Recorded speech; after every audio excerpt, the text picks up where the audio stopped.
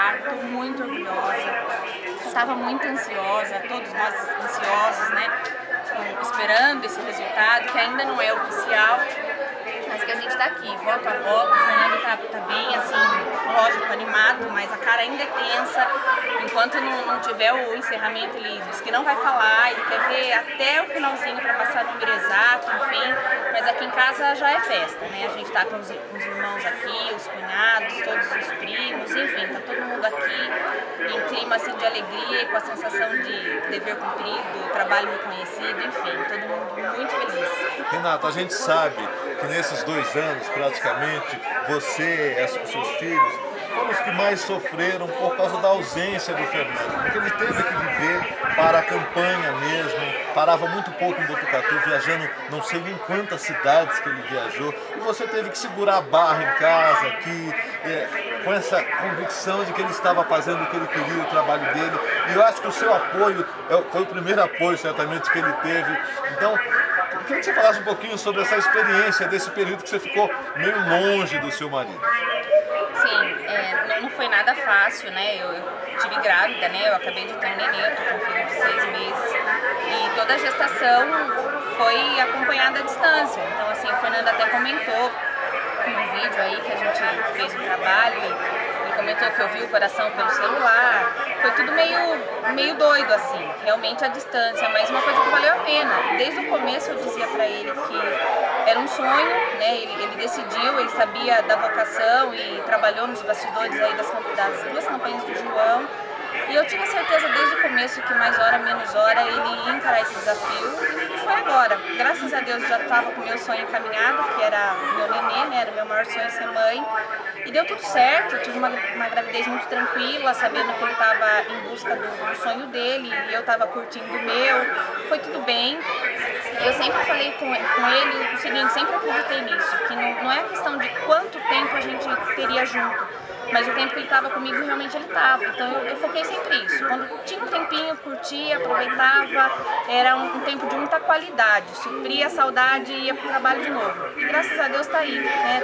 O resultado está aparecendo e a gente consegue entender que fizemos o que tinha que ser feito, né? Demos a tranquilidade para seguir em frente. Eu falava com o Júnior Cury sobre o comportamento do Fernando. Ele passou pela Rádio Criativa como todos os candidatos e ele teve uma atitude muito interessante que eu observei muito, que foi de chegar a mim depois, a mim e ao Quinteiro também, que a gente apresenta junto o Bom Dia Criativa, e ele perguntou, olha, se vocês não têm alguém para votar ainda, vote em mim. Ele pediu, teve a humildade de pedir voto, e eu falei isso para o Quinteiro, falei, olha, que coisa interessante, a humildade de pedir voto. E certamente ele fez isso com milhares de pessoas que ele encontrou por essas cidades, essa atitude dele mostrar, pedir o voto, tendo a inteligência, bom candidato, pede voto, e eu fiquei encantado de ver essa atitude dele e com certeza muita gente que ele conheceu nesse período também.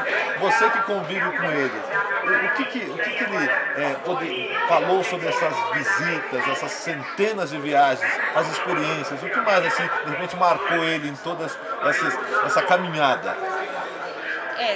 Todo final de semana, quando a gente sentava um pouquinho e eu sempre, né, perguntava do trabalho, como tinha sido, sempre a resposta do Fernando era essa, que assim, ele não estava preocupado com o resultado, que ele estava feliz, que ele estava trabalhando, ouvindo a necessidade das pessoas, estando com gente e decidiu, assim, descobriu que realmente era aquilo que ele sabia fazer. Então, assim, sempre foi muito satisfatório. Cada cidade que ele vinha, ele contava, e quando ele conseguia ajudar de alguma forma, enfim, aquela população, enfim, era o que realizava. E o Fernando sempre foi assim. Eu lembro quando a gente começou a namorar, eu brincava com ele, falava, Fernando, a gente chegava num lugar, era 2 horas depois que a gente conseguia sentar, conversar, enfim, cumprimentando um a um, olhando no olho. Então esse é o jeito do Fernando. Então acho que o segredo de tudo isso, que fez a diferença, foi o Fernando ser quem ele realmente é.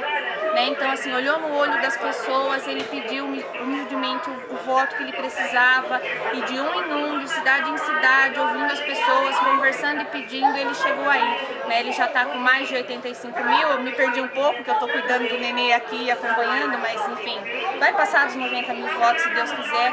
E foi assim, de um em um, com a humildade dele, e eu não tenho dúvida assim, que ele vai corresponder a cada um que votou nele vai trabalhar bonito e vai mostrar para todo mundo que aquele discurso dele de fazer uma política diferente, de fazer uma política limpa, eu tenho certeza que ele vai conseguir mostrar o trabalho para todo mundo. Renata, você agora é mulher de deputado e de alguma forma também tem que se envolver com muita coisa, com esse trabalho da política. Qual é a sensação, qual que é a primeira impressão a partir do momento que você sabe... existe uma frase, uma máxima que diz que ninguém se prepara para ser feliz. Eu não acredito que alguém também se prepare para ser deputado psicologicamente e também para ser mulher de deputado. Qual é a sensação? O que você está sentindo? O que eu estou sentindo agora é como eu disse, né? O Fernando é quem ele é e eu conseguiu ser deputado e vai conquistar isso sem mudar uma vírgula do que eu já conheço. Então, assim, são 10 anos de relação e nesses 10 anos eu aprendi muita coisa desse lado público, enfim, como eu disse agora há pouco, né? No começo de namoro foi muito difícil eu entender essa relação.